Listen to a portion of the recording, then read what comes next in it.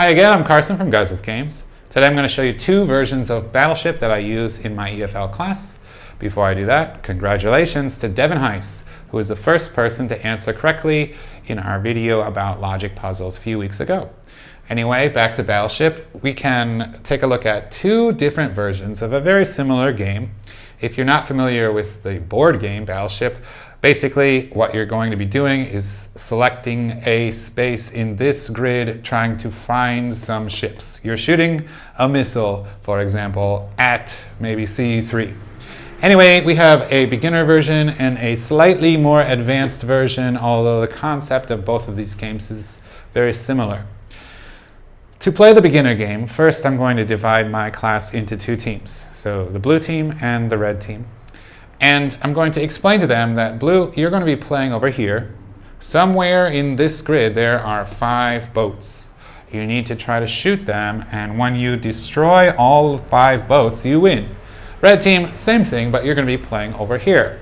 If the students are very new to the idea of using a grid, you might want to practice how to call out individual spots. So let's practice together. G4, F2, like this.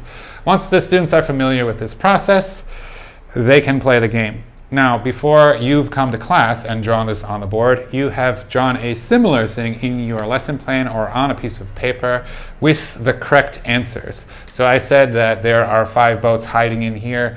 I've already committed that on my lesson plan so that there's no changing or cheating going on. So let's say that my lesson plan looks like this. 1, 2, 3, 4, 5. Okay? I would have 5 over here. Something I like to do, you can do it however you want, is just kind of orient this a different way over here. So it would look like this. So this has just kind of been rotated over here. So that there's the same, basically. The students would do this though.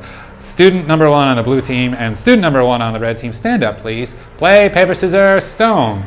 And the loser needs to do some English task. Because this is a very beginner thing, this is something that I play with students who are brand new to English. Maybe they only remember a few of the questions that we teach every week. So I might get them to ask the class. The loser needs to ask the class one of their questions, and everybody responds with their answer to kind of review and practice this simple sentence pattern. What is your name? My name is Carson. Where do you live? I live in Taoyuan. Anyway, the loser asks the question, everybody answers, and the winner can go first. So let's say the red team was the winner, and they guess G3. Well, me, the teacher, I need to kind of play up the excitement. Oh, let's see. No, nothing happened. Okay, how about you, blue?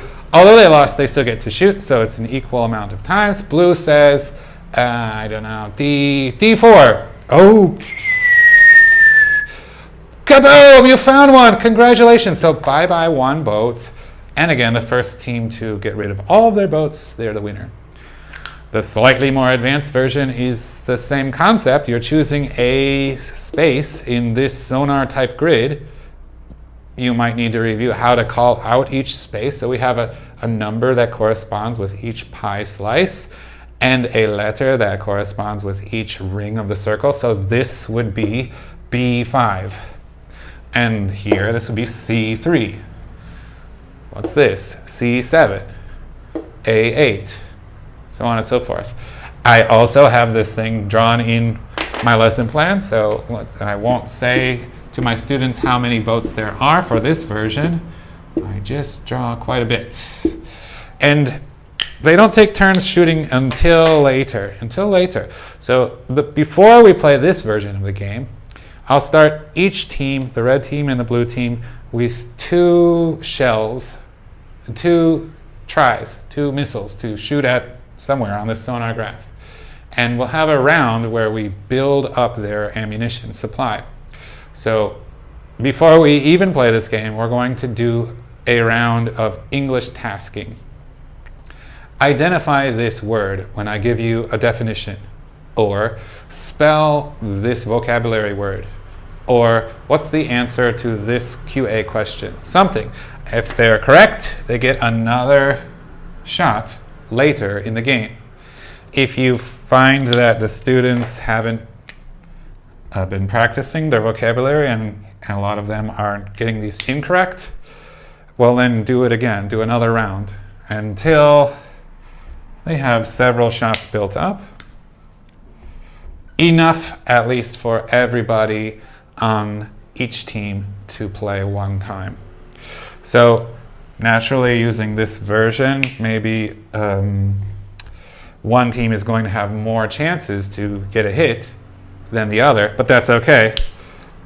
Red still has the potential to win. So then they would go through. Then now we get to play. So each person, let's say there were 5 guys over here. Okay, 5 of you, one by one. Who wants to go first? Go ahead. Okay, so we've already done the English test. Let's just try to catch up and see how many points. So you can fire your first shot. Where do you want to look? B3. Sorry, no. Okay, blue, your turn. Where do you want to look? C6. Kaboom! Yay, congratulations. It is 1 star to 0. Red, your turn again. Back and forth until they've spent all of their ammunition, and then you find out who's the winner, and that team gets 1 star. So those are my 2 versions of Battleship. I hope you enjoy them, and we'll see you again next week. Bye-bye.